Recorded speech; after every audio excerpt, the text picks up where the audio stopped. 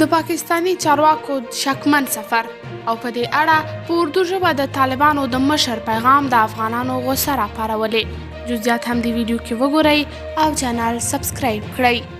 خبري سرچینو افشا کړې چې د پاکستان یو شمېر پوځي چارواکي پرون کندهار ولایت ته راغلي او د بندو دروازو شاته یې ځایي طالب مسؤلانو سره لیدلي دي.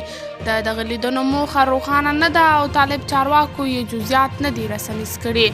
تر دې مخکې ویل شوي و چې په کندهار کې د طالبانو والي محمد یوسف وفا د پاکستان د ISI ځینو مسؤلانو سره لیدلي خو وروسته ځایي طالب چارواکو دا خبرې رد کړې. له دې سره هممهاله د طالبانو د واکمنۍ ویان ذبیح الله مجاهد نن د دوی د لوی مشر ملا هیبت الله اخوندزاده په نوم د اختر مبارکۍ پیغام خپور کړی چې د اردو ژبې متن یې هم درلود.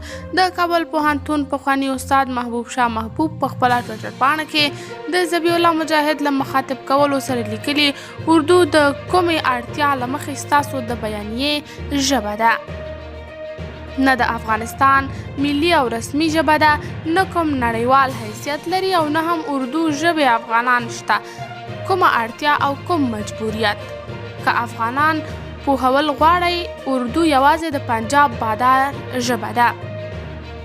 د طالبانو ویاندویانو په دې اړه رسنیو ته څه نه دي ویلي، خو تر دې مخکې د پاکستان د لاسپوڅیتوب په اړه تورونه په کلکه رد کړي ول. قدرمنو لیدونکو، تاسې یې په هکله څه نظر لرئ؟ نظریات مو راسره کمنټ کې شریک، ویډیو لایک او چینل هم درسره سبسکرایب کړئ.